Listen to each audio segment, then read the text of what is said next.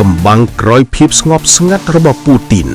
ចប់ហើយសម្ព័ន្ធមិត្តដៃថែបរបស់រុស្ស៊ីលោកនីកូឡាស់ម៉ាឌូរ៉ូត្រូវបានអាមេរិកឆ្មក់ចាប់ខ្លួនទាំងកណ្ដាលអាត្រៀតបញ្ជូនទៅឃុំខ្លួននៅទីក្រុងញូវយ៉កបាត់ទៅហើយប្រព័ន្ធការពារដែនអាកាសរុស្ស៊ីរាប់លានដុល្លារខ្លាយជាគំតិចអែតចាយក្រោមដៃកងទ័ពលោកត្រាំប៉ុន្តែអ្វីដែលធ្វើឲ្យពិភពលោកស្រឡាំងកាំងបំផាត់នោះគឺហេតុអ្វីបានជាលោកវ្លាឌីមៀពូទីនបន្តរក្សាភាពស្ងប់ស្ងាត់ដូចគ្មានរឿងអ្វីកើតឡើងតើនេះជាការបោះបង់ចោលសម្ព័ន្ធមិត្តដើម្បីរស់ខ្លួនឯងឬក៏ជាលបែងអុកយុទ្ធសាស្ត្រថ្មីរវាងមហាអំណាចយក្សទាំងពីរអ្នកវិភាគខ្លះព្រមានថាពូទីនកំពុងដេកមិនលក់ព្រោះខ្លាចខ្លួនឯងជាផ្ទាំងស៊ីបបន្ទាប់កុំអាលវិនិច្ឆ័យការពិតនៅពីក្រោយភាពស្ងប់ស្ងាត់នេះអាចជាកិច្ចព្រមព្រៀងសម្ងាត់កម្រិតពិភពលោក Greenland ដូចជាមួយអ៊ុយក្រែននិងការបែងចែកវីលព្រេងយក្សនៅស៊ីបេរីតើលោកត្រាំនិងលោកពូទីនបានព្រមព្រៀងអ្វីខ្លះនៅអាំងការ៉េចចូលរួមស្វែងយល់ការពិតដ៏រន្ធត់នេះជាមួយ VT Today ឥឡូវនេះពេលយប់មួយ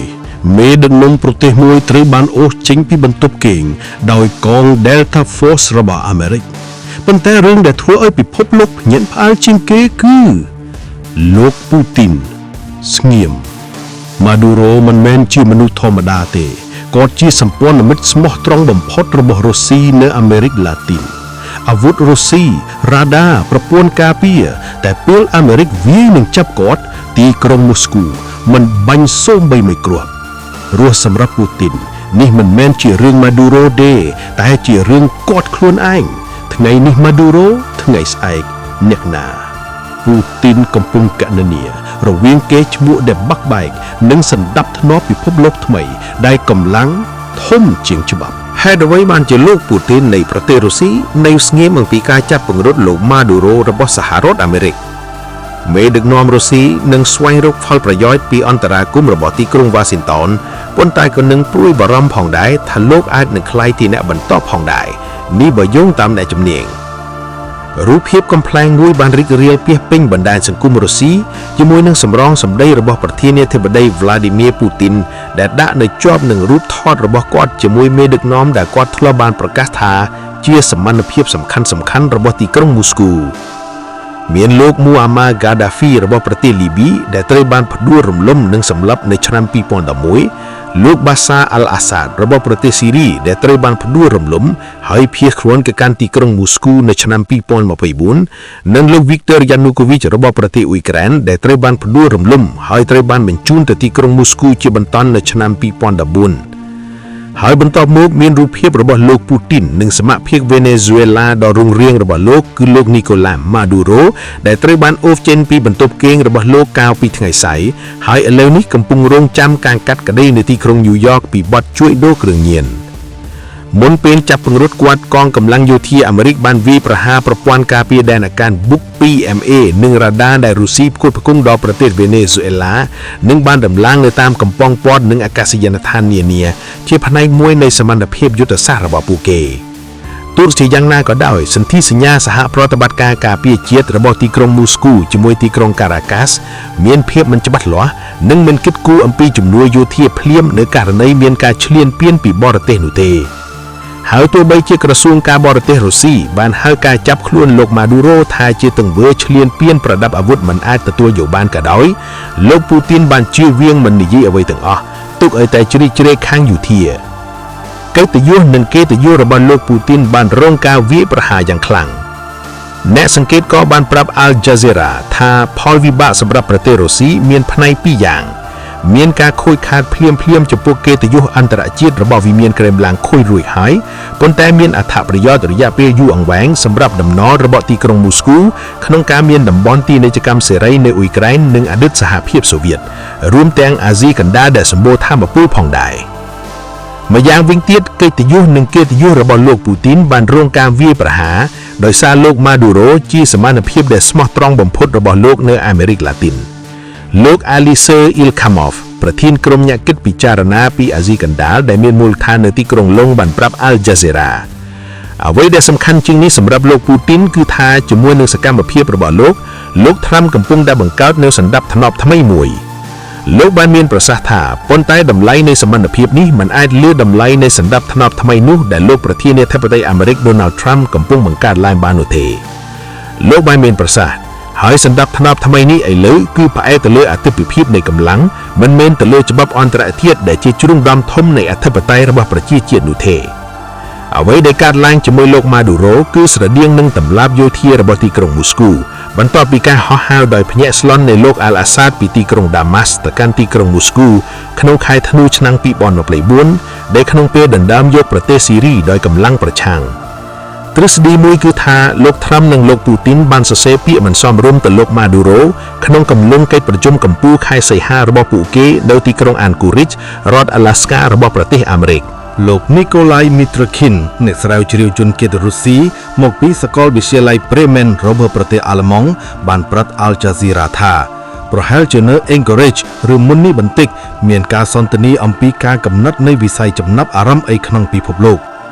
កិច្ចព្រមព្រៀងនេះអាចរួមចំជួលទាំងសម្ព័ន្ធភាពពីលោក Trump លើប្រទេសអ៊ុយក្រែនសម្រាប់ជាប្រយោជន៍នៃការអភិវឌ្ឍរួមគ្នានាពេលអនាគតក្រោយសង្គ្រាមនៃអ៊ីត្រូកាបួននៅតំបន់អាកទិករបស់រុស្ស៊ីខណៈដែលទីក្រុង Washington ទទួលបានការគ្រប់គ្រងលើកោះ Greenland លោក Mitrokhin បានមានប្រសាសន៍ថាបំណងប្រាថ្នាឥតឈប់ឈររបស់លោក Trump ក្នុងការដណ្ដើមយក Greenland គឺកើតចេញពីគំនិតដដែលចាប់ពីពេលនោះមកគាត់ចង់គ្រប់គ្រងផ្នែកខាងជើងនៃតំបន់របស់គាត់នៃពិភពលោកហើយបន្ទាប់ពីវាលប្រេងដែលមានស្រាប់របស់រុស្ស៊ីត្រូវបានទាញយកចេញហើយក្រុមហ៊ុនអាមេរិកក៏អាចដើរតួនាទីយ៉ាងខ្លាំងក្នុងការអភិវឌ្ឍ Bazenovska Svita ដែលជាតំបន់ប្រេង Shell ធំជាងគេបំផុតរបស់ពិភពលោកនៅក្នុងវាលទំនាបនៃភាគខាងលិចស៊ីបេរីក្រុមហ៊ុនប្រេងអាមេរិកបាននាំមុខគេក្នុងការទាញយកប្រេងនិងឧស្សាហ៍ពីថ្ម Shell ខណៈដែលក្រុមហ៊ុនរុស្ស៊ីខ្វះបច្ចេកវិទ្យានិងជំនាញការគ្រប់គ្រងលើ Bazenovska Svita នឹងជួយឲ្យសេតវៀនសម្លាប់សត្វឡាស់ភូមិសាស្ត្រនយោបាយដ៏ធំមួយដោយថ្មដូចគ្នាអ្នកវិភាគ Alexei Kush ដែលមានមូលដ្ឋាននៅទីក្រុងគៀវបានប្រាប់ Al Jazeera ថាសហរដ្ឋអាមេរិកត្រូវការ Bazenovska Svita ដើម្បីទប់ស្កាត់ប្រទេសចិនពីការទៅដល់ទីនោះព្រោះវាអាចបង្កើតនូវឯករាជ្យភាពថាមពលរបស់ទីក្រុងប៉េកាំងលោកបាននិយាយថាទន្ទឹមនឹងនោះការបាត់បង់លោក Maduro មិនបង្កគ្រោះថ្នាក់អ្វីដល់រុស្ស៊ីទេដោយសារប្រព័ន្ធផ្សព្វផ្សាយនិងឯកជនសាធារណៈទទួលឥទ្ធិពលពីវិមានក្រែមឡាំងប្រែប្រាក់ការចាប់ខ្លួនប្រធានាធិបតីបរទេសដោយឥតញញើតដើម្បីរិះគន់ចក្រពត្តិនិយមរបស់ទីក្រុង Washington លោក Putin មិនចូលទៅចិត្តលោក Trump ទេអ្នកវិភាគម្នាក់ទៀតបាននិយាយថាការបោះបង់ចោលលោក Maduro មិនអាចជួយឲ្យលោក Putin ផ្សព្វផ្សាយទំនាក់ទំនងនឹងលោក Trump ភ្លាមៗទេកាលពីថ្ងៃច័ន្ទលោក Trump បាននិយាយថាលោកមិនជួលការអះអាងរបស់លោក Putin ថាអ៊ុយក្រែនព្យាយាមសម្លាប់ប្រធានាធិបតីរុស្ស៊ីនៅឯលំនៅ Valdai របស់លោកនៅភាគប៉ែកឌៀបនៃប្រទេសនៅកាំងចុងខែធ្នូលោកស្រី Galia Ibrahimova អ្នកវិភាគម្នាក់មកពីក្រុមគិតគូរ Carnegie Endowment for International Peace បានប្រាប់ Al Jazeera ថាដោយបិទភ្នែកមើលការចាប់ខ្លួនលោក Maduro លោក Putin មិននឹងចូលទៅចិត្តលោក Trump ទេលោកស្រីបាននិយាយថាលោក Putin មានការភ័យខ្លាចបំផុតនៅពិតថានៅក្នុងក្រុមរបស់លោក Maduro មានមនុស្សម្នាក់ដែលបានបង្ហាញព័ត៌មានទៅដល់ជនជាតិអាមេរិកហើយឥឡូវលោក Putin មានជំនឿលើខ្លួនយ៉ាងមុតមាំថាគ្រុឌគ្នាកំពុងរកគាត់និងបង្កើនសន្តិសុខផ្ទាល់ខ្លួនរបស់គាត់មុនដំបូងគេ